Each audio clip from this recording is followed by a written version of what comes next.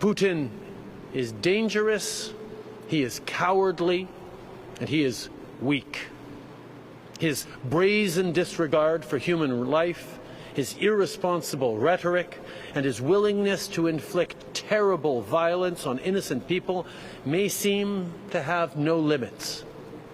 But what is truly without limits is the courage and resolve of those who fight every day for their freedom. The everyday Ukrainian citizens who joined the armed forces. The children who had to be brave and say goodbye to a parent or grandparent so they could be safer here in Canada. The soldiers, nurses, doctors, mayors, postal workers, and so many more who've stayed in Ukraine and continue to serve the place that they call home and preserve the Ukraine that they are fighting for.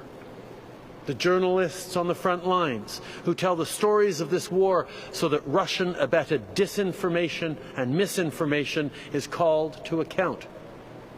And of course, the people here at home and around the world who donate what they can and fly the blue and yellow flag in solidarity. This solidarity is on full display in every corner of Canada. Canadians are standing with Ukrainians, while Ukrainians are standing up for more than their own freedom. They are standing up for all of us. Slava Ukraini. Heroyam Slava. But we know that this fight is not over. Today, Canada is announcing new military support for our friends in Ukraine. We will deliver 4 additional Leopard 2 tanks to the armed forces of Ukraine and an armored recovery vehicle. This is in addition to the 4 Leopard tanks already in the region, which CAF members are right now training Ukrainian tank members to use. We're also delivering 5,000 rounds of ammunition, which will help the armed forces of Ukraine continue to defend their freedom and fight for Ukraine's territorial integrity. Another critical part of our support is to impose further costs on Russia for its illegal and unjustifiable actions.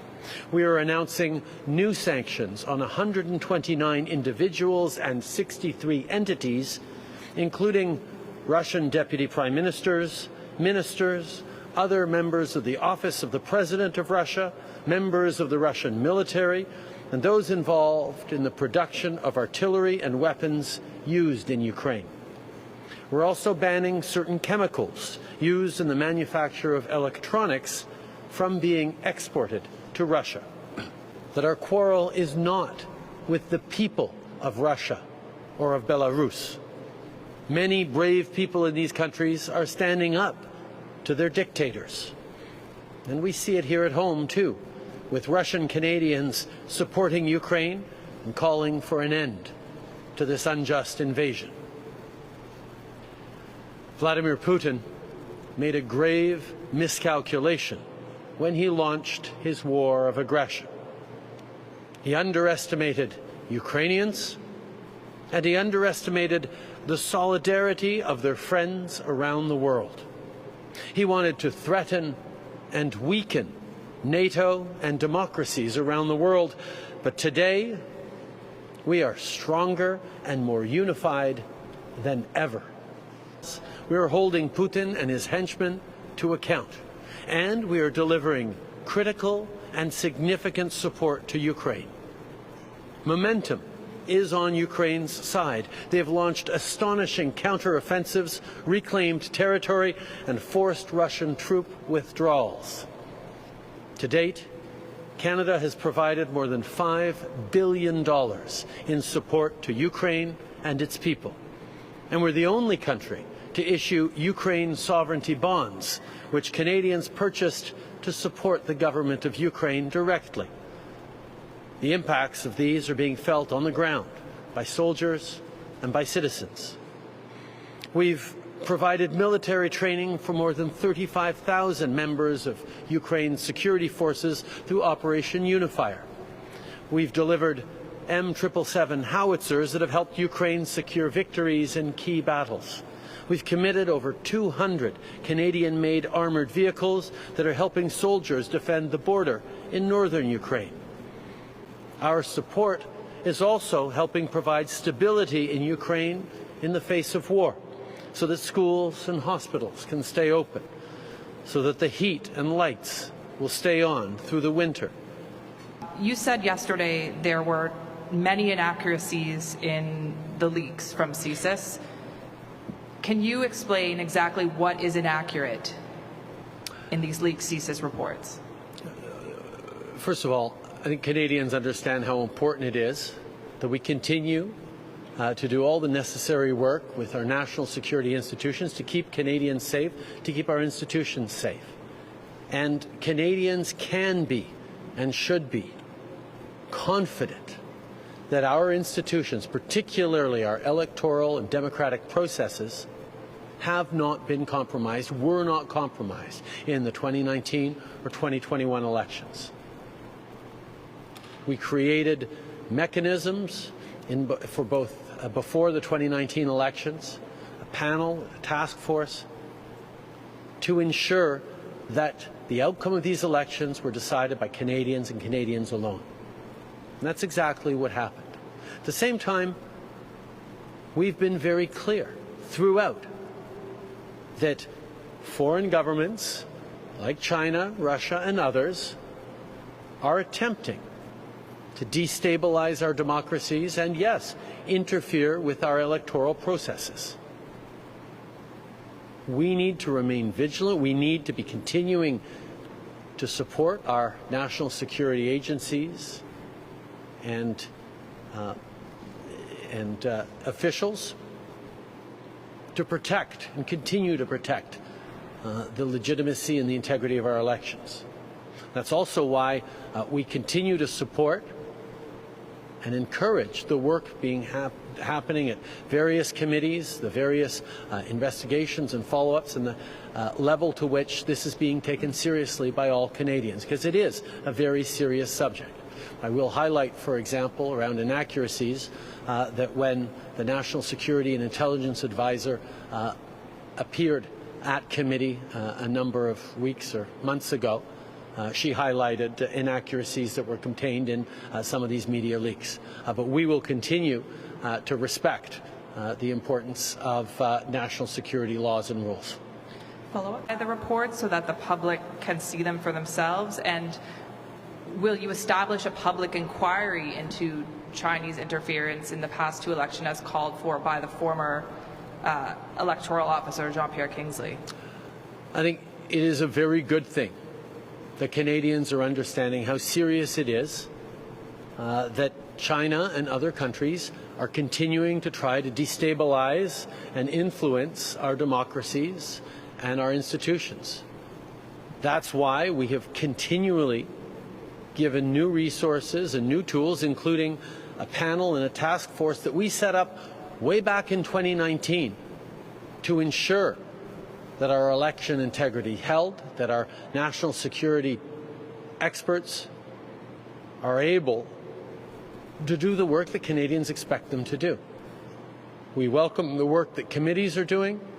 We'll continue to work to give all the tools necessary to our national security agencies so that Canadians can continue to be confident that we are taking this as seriously as it must be. And I say again, we are taking this extremely seriously and always have.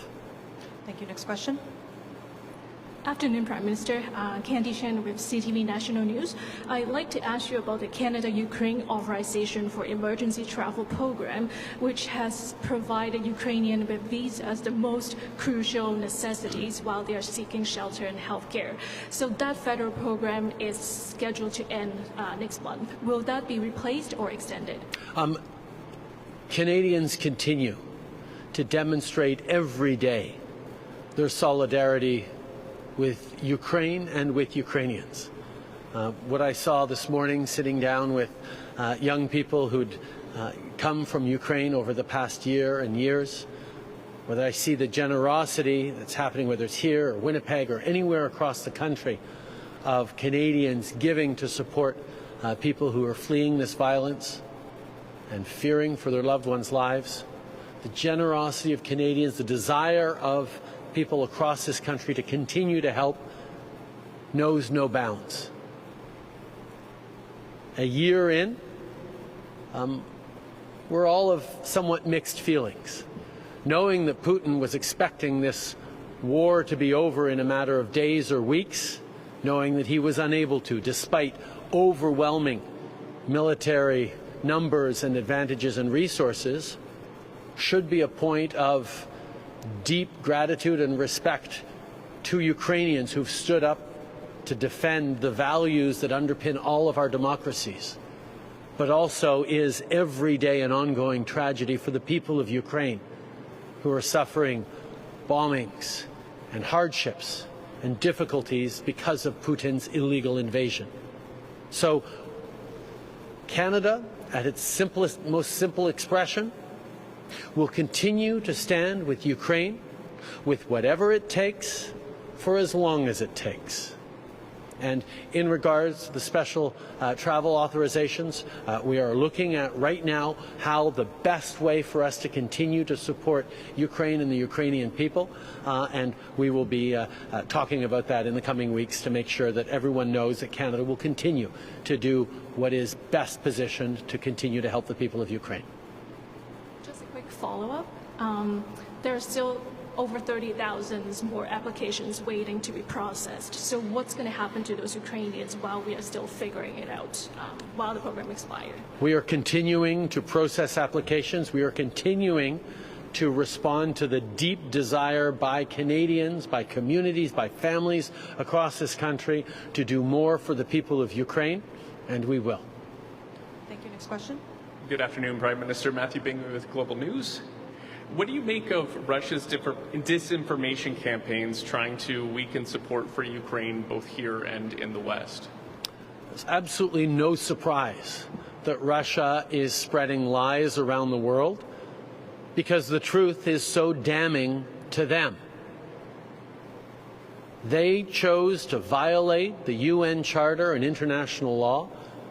They chose to violate the foundational principles of territorial integrity and sovereignty in an act of cowardly greed and conquest that has proven to be a terrible, terrible error in judgment on Putin's part. Both because he deeply underestimated the strength, the courage, the valor of Ukrainians and their desire to defend their language, their culture, their land, but also because he underestimated the fact that the world would not stand by while he violated the sovereignty, the integrity, and the principles of self-determination of a peaceful democracy. So we will continue to stand for the truth. We will continue to answer his lies and misinformation with truth, and continue to make sure that people all around the world understand what a terrible, terrible act this was by Vladimir Putin in choosing to launch a war by invading Ukraine even further. What more, though, could Canada be doing to effectively counter these disinformation campaigns? Obviously, Canada continues to work with partners around the world on spreading information to the Russian people, who we increasingly see are reeling from the human costs and the economic costs of Putin's illegal war on Russians themselves. We will continue to support brave journalists who are telling the truth, who are sharing actual news and facts around the world. We will continue to ensure that there is no place for the lies that Putin is sharing. And we will continue to impress upon Canadians how important it is to be thoughtful and critical as they engage online and are faced with tremendous amounts of misinformation. Prime Minister, what do you make of the 3 Conservative MPs, including a member of Shadow Cabinet, who met with a member of the far-right German AfD party? I think the Conservative Party of Canada owes some explanations to Canadians. We've seen consistently a pattern from Conservative politicians, whether it's attaching a misogynistic YouTube tag to reach out to anti-women groups online through YouTube videos. The answer is, oh, we didn't know about it. There's nothing to see here. A Conservative leader meets with a known far-right extremist. Oh, we didn't know who it was. Consistently, we see Conservative parliamentarians and people who should know better associating themselves with folks responsible for a particularly vile level of rhetoric and hatred, and their answer is all the same. Oh, we didn't know. At one point, Canadians need to stop being treated like fools, and the Conservatives need to own up and either really dissociate themselves from hateful, vile, intolerant rhetoric, or tell the truth and explain that they actually have room for those rhetorics and that intolerance within their party.